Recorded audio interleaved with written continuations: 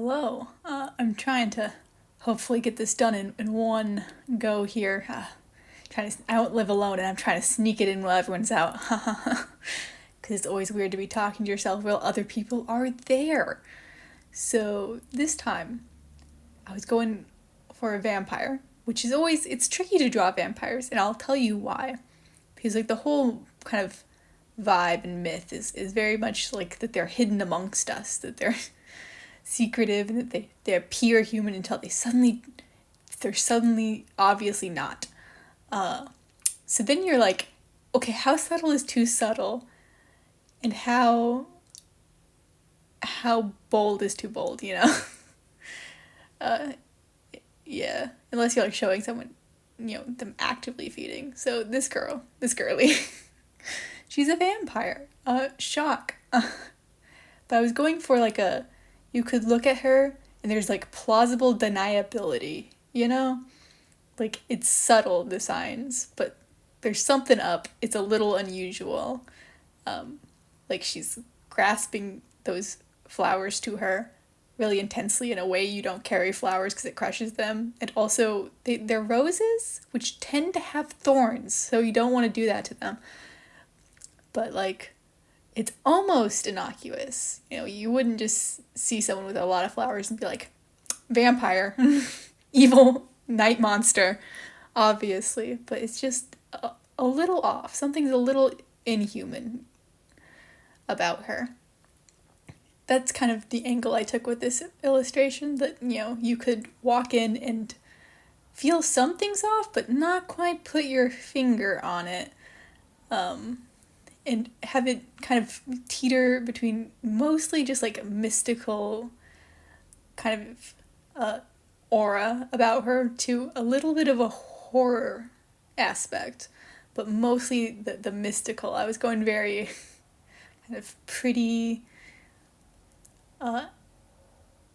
aura, like pretty vibes, pretty looks, with like the flowers and kind of her nice dress, her face. I like drawing pretty faces. I do admit it is a weakness of mine. But there's gonna be some signs that you'll probably catch on that things are a little weird. First off, she's just out with flowers, and it's a nighttime scene. I haven't gotten to that part yet, but it's a nighttime scene, which is unusual because it's an actual scene. And also there's like more intense lighting that I usually go for. I usually kind of smush my values a bit, and go for more warm palette, usually with the skin especially. So this is a bit different for me. So here's another example of the plausible deniability. That, she has the white hair and the red eyes, and she's out at night, and maybe she's just someone with albinism. There's the plausible deniability there. And her ears are a little pointed, but not very, and you can't really see them past her hair that much.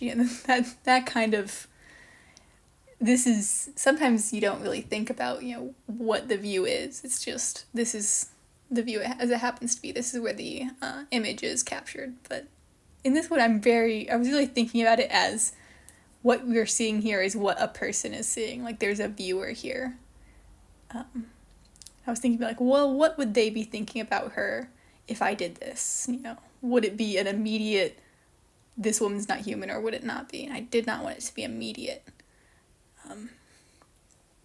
So I was kind of playing with this idea that she's very flushed, but not really her cheeks, more by her eyes is very red. Another, maybe it's just makeup kind of thing. Yeah.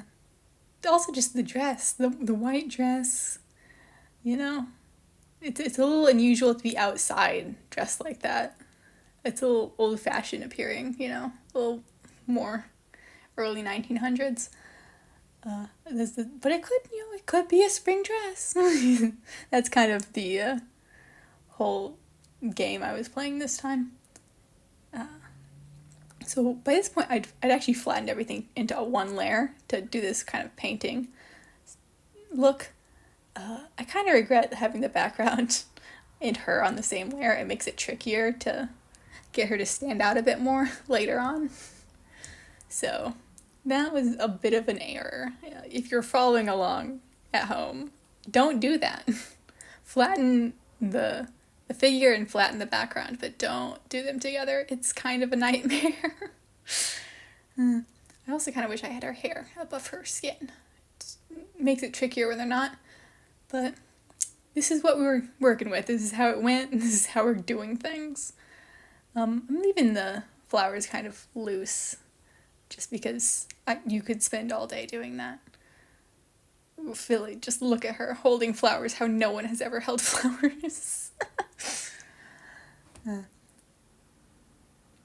Yeah, I was going with like the flowers are concealing, and you'll see a little bit of what later on. You can kind of already tell a little bit up there. I was working with, incorporating red into that a little bit. But, yeah, she's just a nice lady. You've just met her. It's late, but, you can't judge. You're out late, too. Yeah.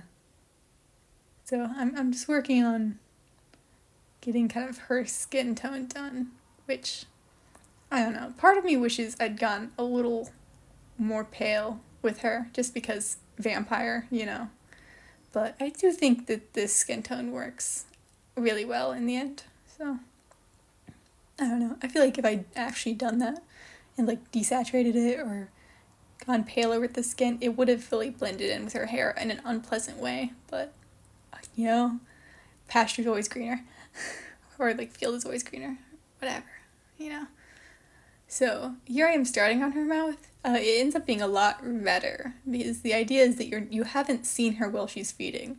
You've seen her after. But, like, after she's had time to, like, pick herself back together a little bit and make her way back home. So there's, it's obviously just very nice lipstick, Don't question it. Yeah. So with this, it was interesting picking the colors for the skin, because everything else I was going with, okay, is either purple or red, because it's like a night scene, and it looked good with the red, and the red because, well, I've said it enough. So, there's this kind of, I think purple just works with, like, mystical creatures a lot. Or, yeah. Mystical, supernatural. I think those all work.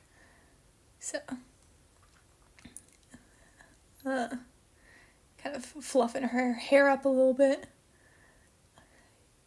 Just to get things kind of all situated. And here we are going to do a multiply layer with more purple. This is around the time I start regretting having the background on the same layer.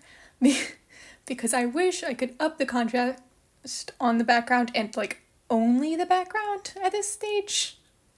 But I kind of can't without it being a nightmare. So we have what we have.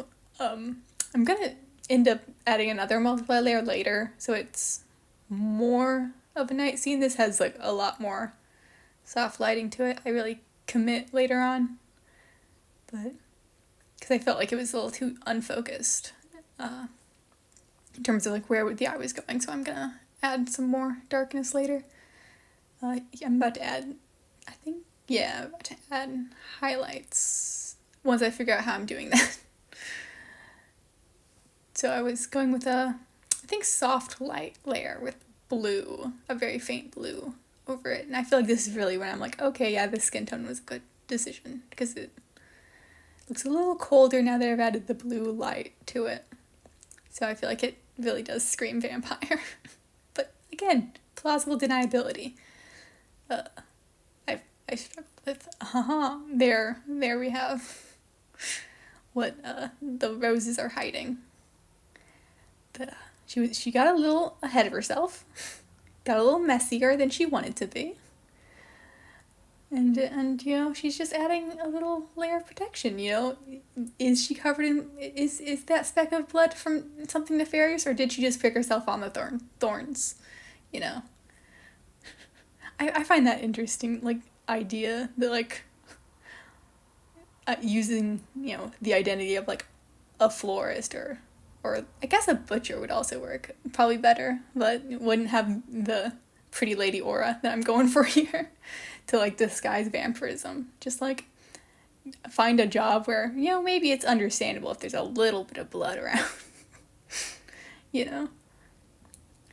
Just to kind of hide it in plain sight, as it were. So I'm adding, in a separate layer over top, I'm adding some kind of details to the hair, because I felt like I fluffed it too much and I lost some of the, yeah, here I am. I removed temporarily that multiply there so I can color pick properly for these. Just kind of adding a little bit more hair texture back. It's always interesting to, like, temporarily, like, turn a multiply layer off or something, because you forget you forget what it looked like before you added your lighting effects. So here I am fiddling with things, being like, I think it needs to be darker. So here I am deciding how much darker it needs to be. Then I'm just gonna real quick erase out part of it over her. But be a bit more careful about, you know, where I'm directing attention to. What part gets to be the light. So I didn't get rid of the original multiply layer. It's still there. It just doesn't stand out as much because there's now two. But yeah, just kind of making sure I keep it more towards her face and shoulders, chest area, just to, like, draw the eye. Yeah, I really do wish that the background was a bit darker, but that would have been really tricky because of, you know, that error I made at the beginning of flattening everything. So if you forgive me for that, you know, and you want to stick around, please subscribe, hang around. I'll be here. Bye.